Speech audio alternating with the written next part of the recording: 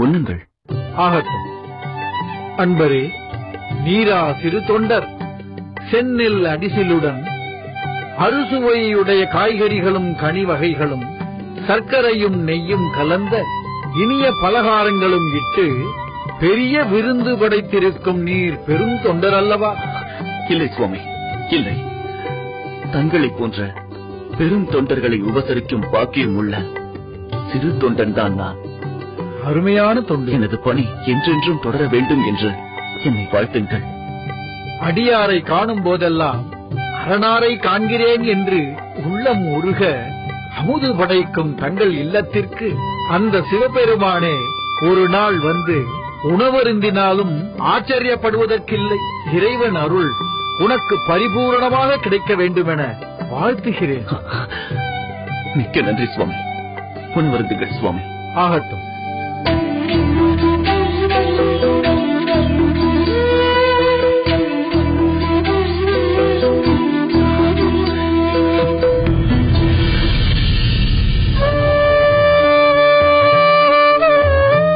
தோடுடையான் குழையுடையான் அரக்கன் தன தோளர்ந்த மீடுடையான் போர்விடையான் பெண்பாகம் மிகப் பெரியான் சேடுடையான் செங்காட்டம் குடையுடையான் சேர்ந்தாடும் காடுடையான் நாடுடையான் கணபதி சரத்தானே.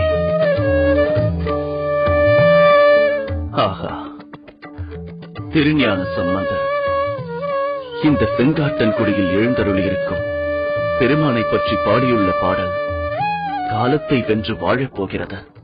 இந்த திருத்தலத்தின் புகழை என்றென்றும் பறைசாற்றப் போகிறது.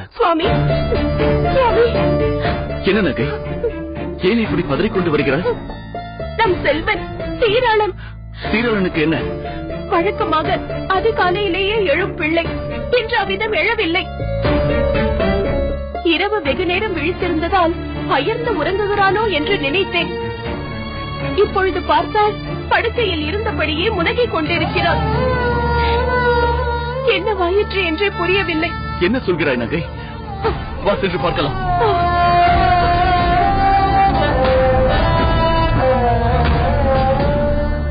சீராளா, சீராளா, என்ன வாயிற்று?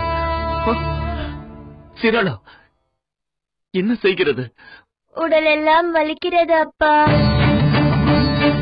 கண்களை திறந்து பார்த்தால் எல்லாம் மங்களாக தெரிகிறது. மிகவும் வலிக்கிறது அப்பா.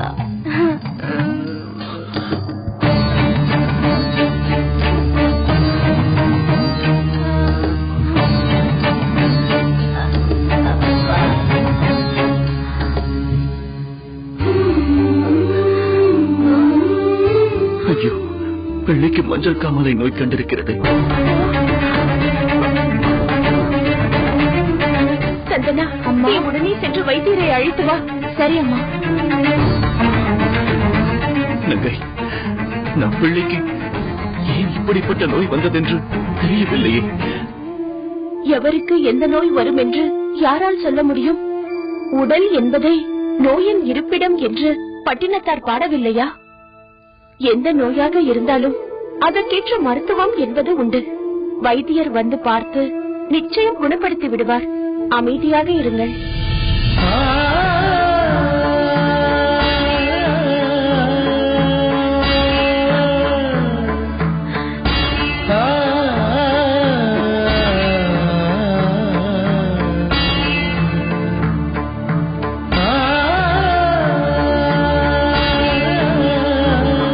வாருங்கள் வைத்தியரே, வாருங்கள். என் மகனுக்கு என்ன பிரச்சனை என்பதை சந்தனமங்கை தெளிவாக சொல்லிவிட்டாள். நீங்கள் கவலைப்பட வேண்டாம், நான் பார்த்துக் கொள்கிறேன்.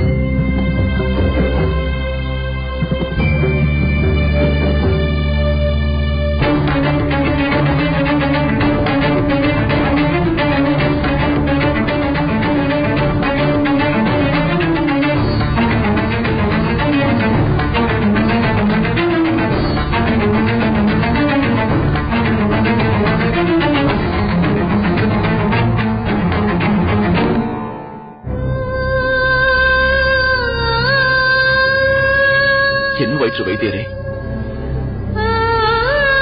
நீங்கள் நினைத்தது போல் இது மஞ்சள் காமாலை நோய்தான். ஆரம்ப நிலையாக இருக்கும், எளிதில் குணப்படுத்தி விடலாம் என்று நினைத்தேன். ஆனால் என்ன? ஏன் தயங்குகிறீர்கள்? நோய் முற்றி போயிருக்கிறது. நீங்கள் தொடக்கத்திலேயே கவனிக்காமல் விட்டிருக்கிறீர்கள். உடனடியாக சற்று கடுமையான சிகிச்சை செய்ய வேண்டும். என்ன செய்ய வேண்டும்? பச்சிலை வைத்து கட்ட வேண்டும். அப்படி கட்டிய இடம் வெந்து போகும் என்பதால் சூடு போடுவது என்பார்கள். ஆனால் மஞ்சக்காமாலையின் கடுமை முழுவதையும் அந்த பச்சிலை ஈர்த்துக் கொள்ளும். நோயும் குணமாகிவிடும். இல்லை இல்லை, அப்படியெல்லாம் செய்ய வேண்டாம். அதற்கு வேண்டிய சூரணம் இருந்தால் கொடுங்கள். அது போதும், அது போதும். என்னம்மா இவர் இப்படி சொல்லிவிட்டு போகிறார்? இனியும் இதற்குரிய வைத்தியம் செய்ய தவறினால் பிள்ளையின் உயிருக்கே ஆபத்தாகிவிடுமே. வைத்தியரே, நான் அவரிடம் சென்று பேசிக் கொள்கிறேன். நீங்கள் அதற்குரிய வைத்தியத்திற்கு ஏற்பாடு செய்யுங்கள். சந்தனா, அம்மா, நீ வைத்தியரின் அருகிலேயே இருந்து உதவி செய். சரி அம்மா.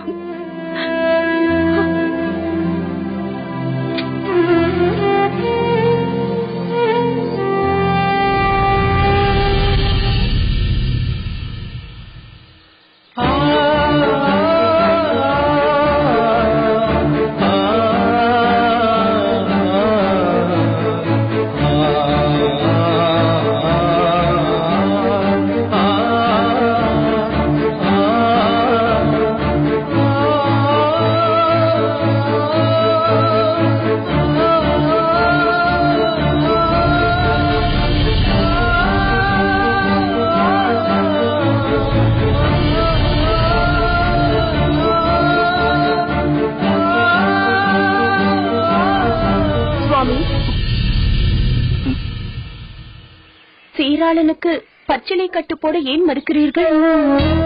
நங்கை, அதை பற்றி உனக்கு தெரியாததால் தான் நீ இப்படி பேசுகிறாய். ஆனால் எனக்கு தெரியும், பச்சிலையை வைத்து கட்டுவதால் வலியும் எரிச்சலும் அதிகமாக இருக்கும். அப்படிப்பட்ட வேதனையை என் மகன் அனுபவிப்பதை என்னால் ஒருபோதும் ஏற்றுக்கொள்ள முடியாது. என் மகன் வலியால் துடிப்பதை என்னால் பார்க்க முடியாது.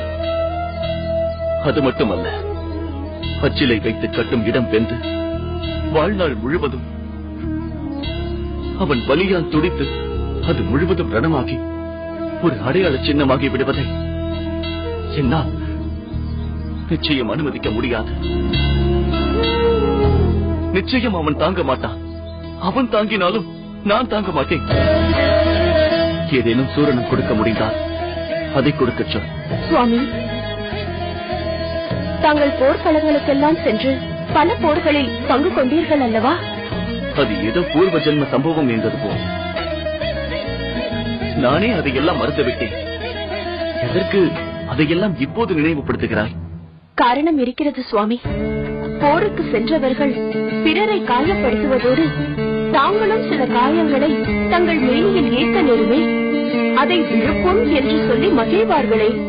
அப்படி தங்களுக்கும் நேர்ந்திருக்கும் அல்லவா? அதற்காகத்தான் கேட்டேன்.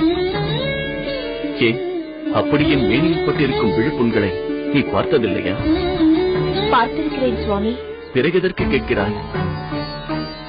அந்த விழுப்புண்ணால் ஏற்படும் வடுவை தாங்கள் இழிவாக கருதுவீர்களா? அது எப்படி? நாட்டையும் நாட்டு மக்களையும் காக்க போராடும் களத்தில் எதிரிகளை வீழ்த்துவதால் ஏற்படும் விழுப்புண்ணின் வடுக்களை எப்படி இழிவானதாக கருத முடியும்?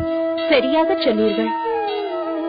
நாட்டை காப்பதனால் ஏற்படும் வடுக்களை எப்படி இழிவாக கருத முடியாதோ, அதே போல் உயிருக்கே ஆபத்து என்ற நிலையில் நோயோடு போராடும் நேரத்தில் ஏற்படும் காயத்தின் வடுக்களை எப்படி இழிவாக கருத முடியும்?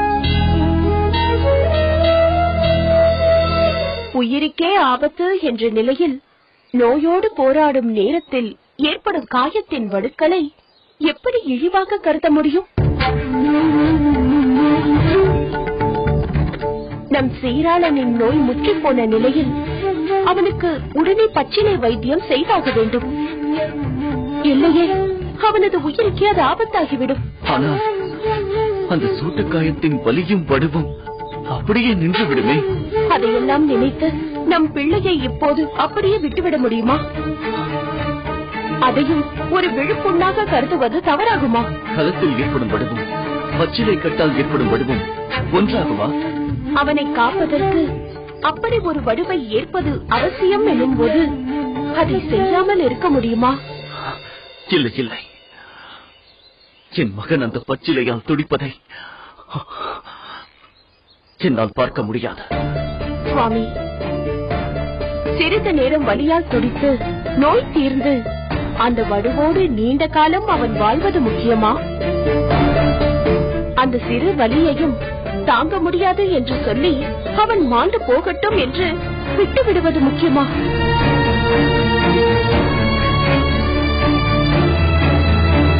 எது சரி என்று நீங்களே தீர்மானித்துக் கொள்ளுங்கள்.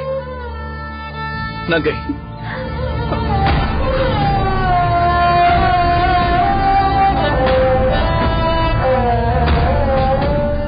எனது வீண் பிடிவாதத்தால் என் மகனை மாண்டு போவான் என்ற நிலை வரும் என்றால் அதை என்னால் எப்படி தாங்கிக் கொள்ள முடியும்? வைத்தியரை பச்சிலையை வைத்து கட்டச்சோம். நல்லது. தங்கள் அனுமதிக்காகத்தான் வைத்தியர் காத்துக் கொண்டிருக்கிறார். இப்பொழுதே கட்ட சொல்கிறேன்.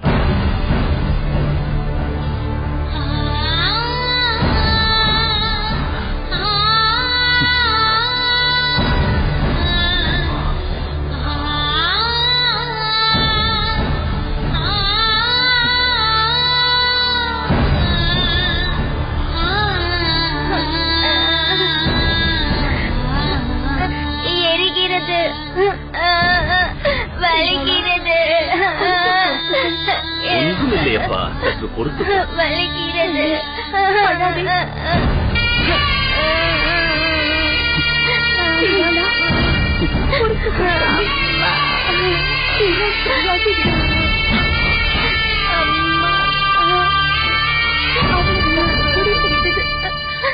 முடியவில்லை.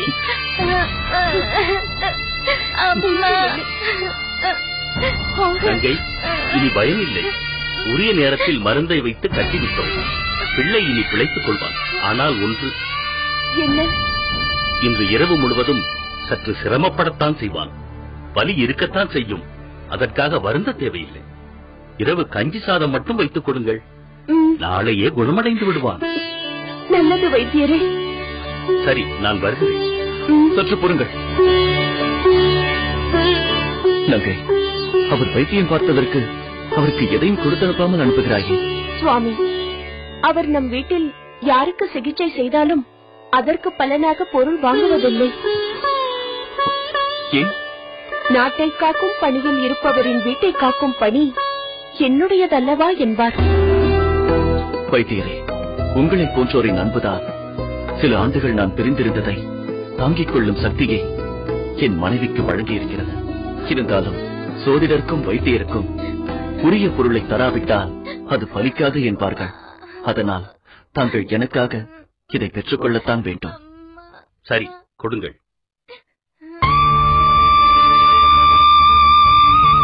சிறுதொண்டரே, இது இன்று செய்த வைத்தியத்திற்காக மட்டுமல்ல, நான் இத்தனை ஆண்டுகாலம் செய்த வைத்தியத்திற்கும் சேர்த்து தந்திருப்பது போல் இருக்கிறது. தங்கள் மனதை சங்கடப்படுத்தக் கூடாது என்பதற்காகத்தான் பெற்றுக் கொள்ளுகிறேன்.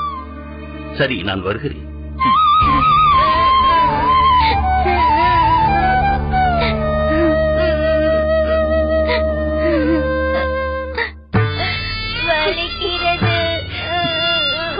சீராளா, மிகவும் வலிக்கிறதா? ஆமாம் அப்பா. பச்சிலை வைத்த இடத்தில் எரிகிறதா?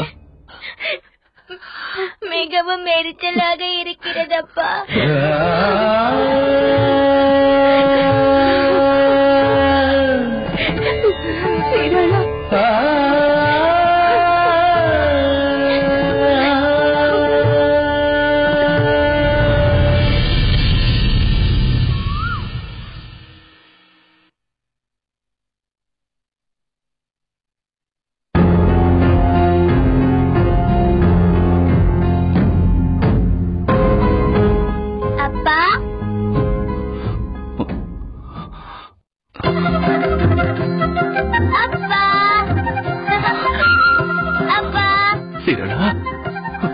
கண்ணே, நீ குணமடைந்து விட்டாயா?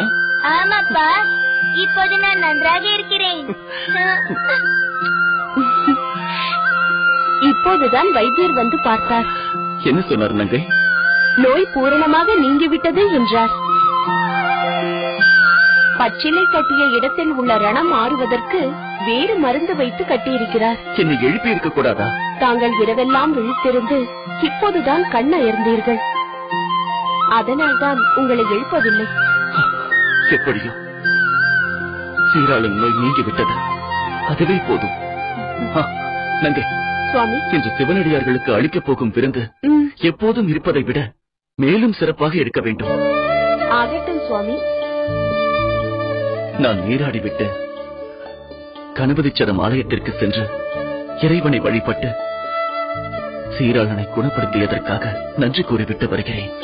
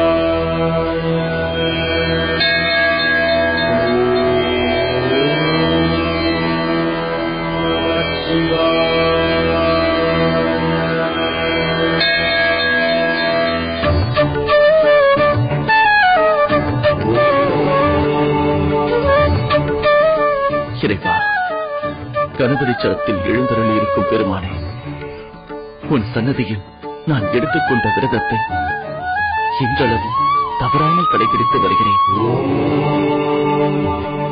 உனதருளால் தினமும் சில சிவனடியார்கள் வந்து உண்டு மகிழ்ந்து ஆசி வழங்கிவிட்டு செல்கிறார்கள். ஒரு நாள் கூட தவறாமல் அந்த பணி தொடர்கிறது. இதற்கிடையில் என் உயிருக்கு உயிராக விளங்கும் என் மகனுக்கு கடுமையான நோயை தந்து என்னை சோதனைக்கு ஆளாக்கி விட்டீர்களே. என் உயிருக்கு உயிராக விளங்கும் என் மகனுக்கு கடுமையான நோயை தந்து என்னை சோதனைக்கு ஆளாக்கி விட்டீர்களே. அந்த நிலையிலும் என் தன் பணி தொடர்கிறதா என்பதை பார்ப்பதற்காக அப்படி செய்தீர்களா? ஆனாலும் நான் அதைக் கண்டு தளரவில்லை. அடியார்க்கு செய்யும் தொண்டையும் விடவில்லை. என் மகனுக்கு கடுமையான நோயை தந்த நீயே அதிலிருந்து மீளவும் வழிகாட்டி விட்டார். எனக்கு இது போதும், எனக்கு இது போதும். நான் வாழும் காலம் வரை உனக்கு பணி செய்து வாழ்வேன். இதைவிட கடுமையான சோதனை ஏற்பட்டாலும் அடியார்க்கு அன்னமிடாமல் நான் உண்ண மாட்டேன். உன் மீது வைத்த ஆணையிலிருந்து ஒருபோதும் நான் மாற மாட்டேன். அதற்குரிய ஆற்றலையும் நீதான் தந்துருள்ள வேண்டும்.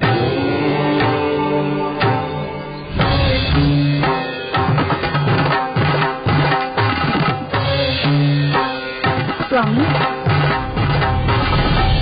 தங்கள் அடியவரான சிறு தொண்டர் தன் மகன் சீராளனுடைய உடல்நிலை குணமாகிவிட்டது என்பதற்காக தங்கள் சன்னதியில் நின்று மனமுருகி வேண்டிக் கொண்டிருக்கிறாரே.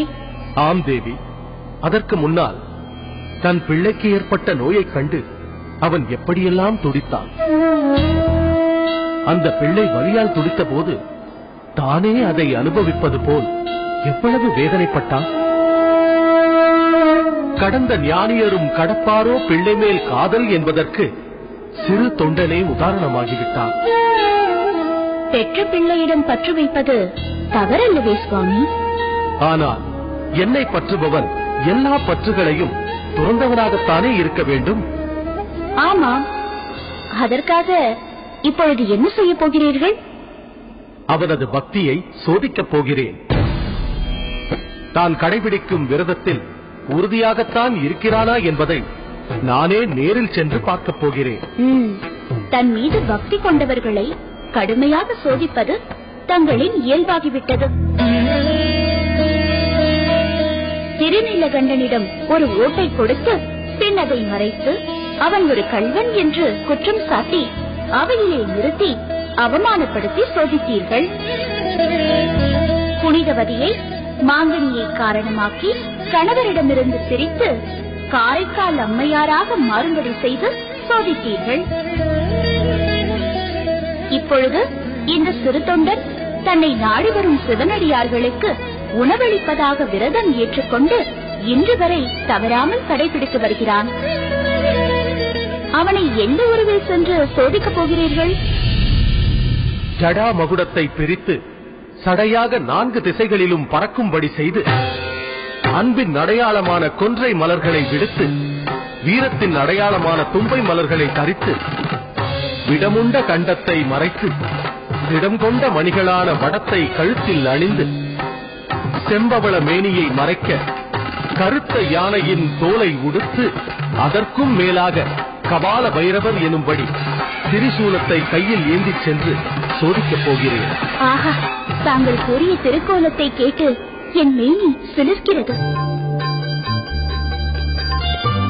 ஆனால் இத்தகைய வடிவத்தில் தாங்கள் செல்ல போவது எத்தகைய சோதனையை தருவதற்காகவோ என்று என் உள்ளம் கலங்க செய்கிறது. கருணையே வடிவான தாயல்லவா நீ? அதனால்தான் நான் அடியவரை சோதிக்க புறப்படும் போதெல்லாம் இப்படி கலங்குகிறாய். சிறு தொண்டனுக்காக நான் நடத்தப் போகும் திருவிளையாடல் சற்று கடுமையானதுதான். ஆயினும் அப்படிப்பட்ட சோதனை அவனுக்கு மிகவும் அவசியமாகும். தங்களிடம் பக்தி செலுத்தியதை தவிர அவன் வேறென்ன செய்தான்? அத்தகைய அன்பான தொண்டனை சோதிக்க வேண்டிய அவசியம் என்ன இருக்கிறது? அது நான் அந்த சோதனையை நிகழ்த்திய பிறகுதான் உனக்கு புரியும். எதற்கு இந்த பீடிகை எல்லாம்? அப்படி அவனுக்கு என்னதான் சோதனை தரப்போகிறீர்கள்? சொல்லுங்கள் சுவாமி. தேவி, அதை நான் இப்பொழுதே எப்படி சொல்ல முடியும்? அது நடந்த பிறகு நீயாகவே தெரிந்து கொள்வாய்.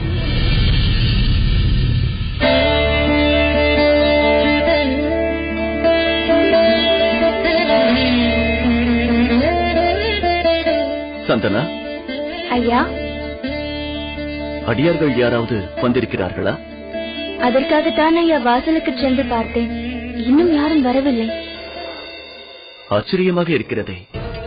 வழக்கமாக இந்த நேரத்திற்கு ஒரு சில அடியார்களாவது வந்து விடுவார்களே. சந்தனா, நீ சென்று சிவனடியார்களுக்கு உணவு பரிமாற ஏற்பாடு செய். சரி அம்மா.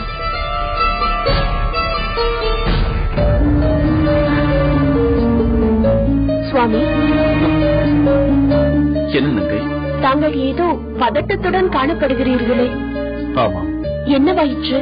இதுவரை ஒரு அடியார் கூட வரவில்லையே. ஆமாம், ஆச்சரியமாகத்தான் இருக்கிறது.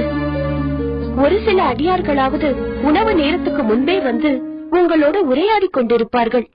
இன்று ஒருவரை கூட காணவில்லையே. யாராவது ஒரு அடியாராவது வருவாரா இல்லையா என்பது கூட தெரியவில்லையே. இல்லை இல்லை, அப்படியெல்லாம் சொல்லாதே. எந்த அடியாரும் வரவில்லை என்றால் நானும் இன்று உண்ண மாட்டேன். சுவாமி, நான் ஏதோ பேச்சிற்காக சொன்னேன். அதற்காகவா இப்படி கூறுவது? இவ்வளவு காலம் உண்மையான பக்தியோடு தாங்கள் செய்யும் இந்த தொண்டு இன்று மட்டும் நடக்காமல் போய்விடுமா என்ன? நடக்கும் நங்கை, நிச்சயம் நடக்கும். இறைவன் என் விரதம் நிறைவேற அருள் புரியாமல் இருக்க மாட்டார். ஒரு சிவனடியாரையாவது அனுப்பாமல் இருக்க மாட்டார். ஆனால் இன்று ஏன் இப்படி நடக்கிறது என்று புரியவில்லையே. எனக்கும் அதுதான் புரியவில்லை சுவாமி. நான் சென்று வழியில் யாராவது அடியார்கள் தென்பட்டால் அழைத்து வருகிறேன். அப்படி யாரும் எங்கும் இல்லை என்றாலும் திருக்கோயிலின் அருகில் யாராவது ஒரு அடியாராவது இருப்பார். நம் பொருட்டு இறைவன் ஒரு சிவனடியாரையாவது அனுப்பி வைத்திருப்பார். ஆம் சுவாமி, அங்கு அடியார்கள் நிச்சயம் இருப்பார்கள். சரி, நீ எல்லாவற்றையும் தயார் செய்துவை. நான் சென்று சிவனடியார்களை அழைத்து வருகிறேன். சரி சுவாமி.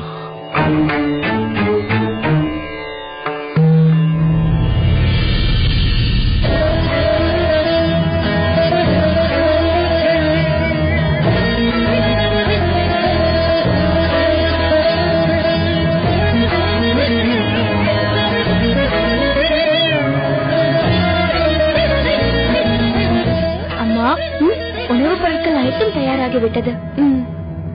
ஆனால் உண்பதற்கு தான் இன்னும் அடியார்கள் எவரும் வரவில்லை.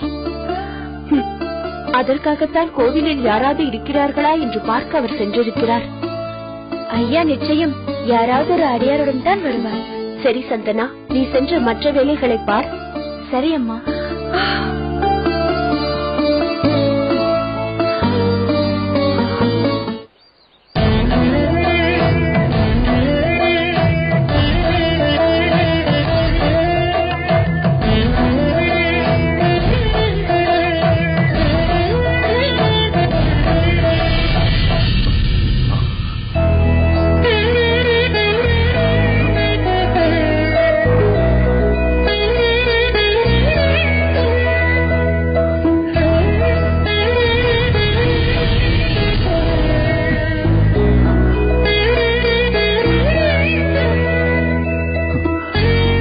சுவாமி,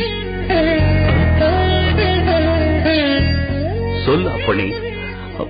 என் பெயர் சிறு தொண்டன். ஓ, நீதானா அது? உன்னை பற்றி கேள்விப்பட்டிருக்கிறேன். நான் தினமும் சிவனடியார்களுக்கு அன்னமிட்டு அதன் பிறகு நான் உண்ணும் நியதியை ஏற்றிருக்கிறேன். அதை பற்றியும் சொல்லியிருக்கிறார்கள். தாங்கள் என் இல்லத்திற்கு வந்து அமுதுண்டு ஆசி வழங்க வேண்டும். ஆசி வழங்குவதற்கு அங்குதான் வர வேண்டும் என்பதில்லை. இங்கிருந்து இப்போதே வழங்கலாம். ஆனால் உன் இல்லத்திற்கு வருவதென்பது இயலாது. ஏன் சுவாமி? இங்கு ஒருவர் தங்கள் வீட்டில் விசேஷம் இருக்கிறது என்று அழைத்து வயிறு முட்ட விருந்தளித்து விட்டார். ஆகையால் என்னுடைய இன்றைய உணவு முடிந்து விட்டது. கவலைப்படாது. எப்படியும் எங்கேனும் ஒரு அடியார் உனக்கு கிடைப்பார். நீ சென்று தேடிப்பார். நன்றி சுவாமி. நல்ல தப்பனே.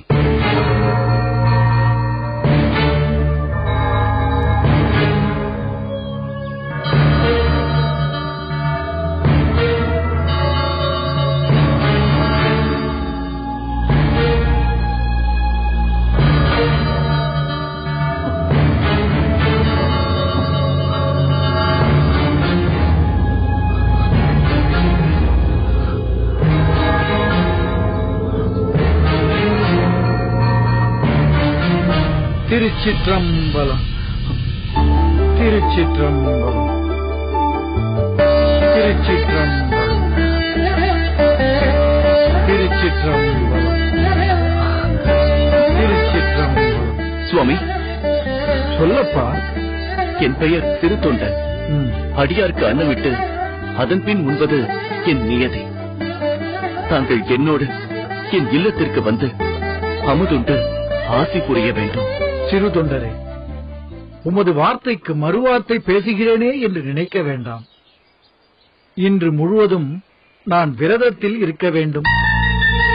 அதனால் இன்று எங்கும் எதையும் உண்ண மாட்டேன். சுவாமி, கவலை வேண்டாம் சிறு தொண்டரே. உமது விரதம் தடைப்படாது. உமது இல்லத்திற்கு யாரோ ஒரு அரிய சிவத்தொண்டர் வரப்போகிறார் என்று எனக்கு தோன்றுகிறது. அதனால்தான் பரமன் உன்னை இப்படி சோதிக்கிறார் என்று நான் நினைக்கிறேன். நீ எதற்கும் கவலைப்படாமல் பரமனின் மீது பாரத்தை போட்டுவிட்டு செல். இன்று நீ நிச்சயம் சிவனடியாருக்கு அமுது படைப்பாய். நான் வருகிறேன். திருச்சிற்றம்பலம்.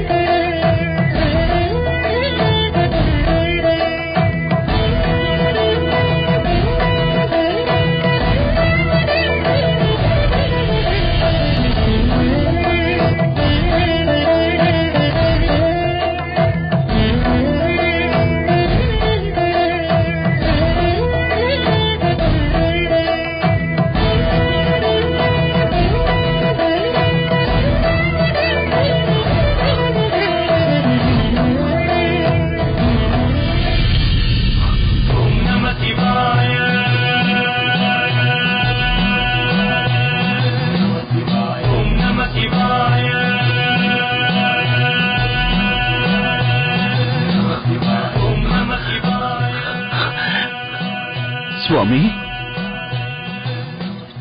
தங்களை காண பெற்றது நான் செய்த பாக்கியம். என் விரதம் தங்களால் நிறைவு பெற்றது.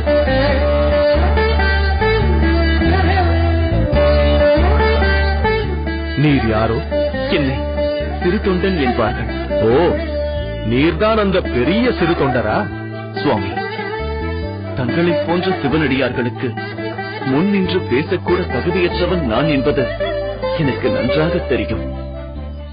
என் மீது கொண்ட அன்பினால் என்னை அப்படி சொல்கிறார்கள். இருக்கட்டும், இப்போது இங்கே எதற்காக வந்தீர்? சுவாமி, சிவனடியார்களுக்கு அமுது செய்வித்த பிறகே அடியேன் உண்பது என்பது நான் ஏற்றுக்கொண்ட விரதம். ஆனால் இன்று என் இல்லத்திற்கு யாரும் வராத காரணத்தால் கோயிலுக்கு தேடி வந்தேன். முன் செய்த தவத்தின் பயனாகவே இங்கு தங்களை கண்டேன். தயை செய்து தாங்கள் என் இல்லத்தில் எழுந்தருளி உணவருந்த வேண்டும். சிறு தொண்டரே, நீர் எம்மை அமுதருந்த அழைப்பது பற்றி எனக்கு மகிழ்ச்சிதான். எனக்கும் இந்த நாள் உணவருந்த வேண்டிய நாள்தான். ஆனால் என்ன சுவாமி? எமக்கு உகந்த வகையில் அமுதுண்ணச் செய்தல் என்பது உம்மால் முடியாது. அப்படி சொல்லாதீர்கள் சுவாமி. தங்களுக்கு எது விருப்பமோ அதை செய்து தர நான் காத்திருக்கிறேன். ஏன் இந்த யோசனை? எதுவாயினும் தயக்கமின்றி சொல்லுங்கள். என்னை பார்க்கும் போதே நான் வைரவ சங்கமன் என்பது உமக்கு தெரிந்திருக்குமே? பார்த்தவுடனே தெரிந்து கொண்டேன் சுவாமி. உத்தராபதியிலிருந்து வரும் எமக்கு எத்தகைய உணவு வேண்டும் என்பதை யாம் சொன்னால் நீர் திகைத்து போவீர். அதனால் அதை சொல்லி உம்மால் அது முடியாமல் போனால் இருவருக்குமே அது சங்கடத்தை ஏற்படுத்துமே என்றுதான் யோசிக்கிறேன். இத்தகைய யோசனைக்கு இடமே இல்லை. அடியார் விரும்புவதை அளிப்பது என்பது நான் எடுத்துக்கொண்ட விரதம். அதனால் தாங்கள் விரும்பும் வகையில் உணவளிப்பது என்பது இயலாத காரியம் அல்ல. அந்த ஈசனின் மீது ஆணையிட்டு சொல்கிறேன், நீங்கள் கேட்கும் உணவை நிச்சயம் தருவேன். அதனால் தங்கள் விருப்பத்தை தடையின்றி கூறலாம். நீர் இந்த அளவிற்கு உறுதியாக கூறுவதால் எமது உணவை பற்றி கூறுகிறேன். யாம் 6 திங்களுக்கு ஒருமுறை மட்டுமே உணவருந்துவது வழக்கம். அதிலும் யாம் வாம மதத்தவர் போல் மாமிச உணவு உண்போம். அதிலும் ஒரு பசுவை வீழ்த்தி அதை கூறாக்கித் தர உண்போம். உமது இல்லத்தில் அதை செய்வீர்களா? அப்படியே செய்கிறேன் சுவாமி. இப்பொழுதே சென்று ஏற்பாடு செய்கிறேன். சற்று பொறும். யாம் சொல்லும் பசு என்னவென்று அறிந்து கொள்ளாமலே புறப்படுகிறாய். சொல்லுங்கள் சுவாமி, எவ்விதமான பசு தங்களுக்கு வேண்டும் என்று சொல்லுங்கள். என்னிடம் ஆடுகள், பசுக்கள், எருமைகள் என 3 நிலைகளும் உள்ளன. அதனால் தாங்கள் விரும்பும் பசு எது என்று அருளிச் செய்தால் அவ்விதமே அமுது செய்வித்து தங்களை அழைத்துச் செல்வேன். அன்பனே, உம்முடைய ஆர்வத்தை காணும் போது நம்முடைய விருப்பத்திற்கேற்ப உணவை நிச்சயம் தருவீர் என்பது தெளிவாக தெரிகிறது. ஆனாலும் மிகவும் அவசரப்படுகிறீர். யாம் சொல்ல வந்ததை முழுமையாக கேட்டுக்கொண்டால் தானே தாங்கள் அதை எமக்கேற்ற முறையில் செய்து தர முடியும். ஆமாம், ஆமாம், சொல்லுங்கள் சுவாமி. பொறுமையாக கேட்டுக்கொண்டு செல்கிறேன். யாம் பசு என்று குறிப்பிட்டது தங்கள் இல்லத்தில் உள்ள பசு நிலைகளை பற்றி அல்ல.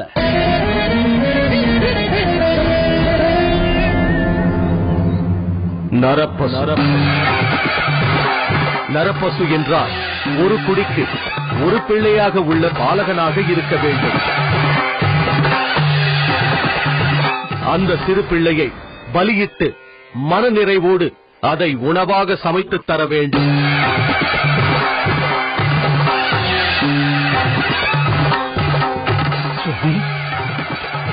கேட்பது பார்த்தீரா? அதற்காகத்தான் நான் அப்போதே சொன்னேன், இதெல்லாம் உம்மால் முடியாது என்று.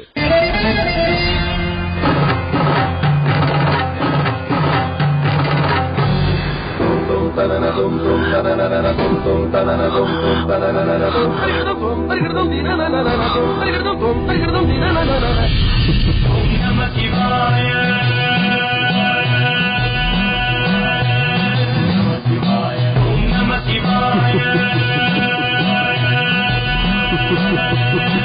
you.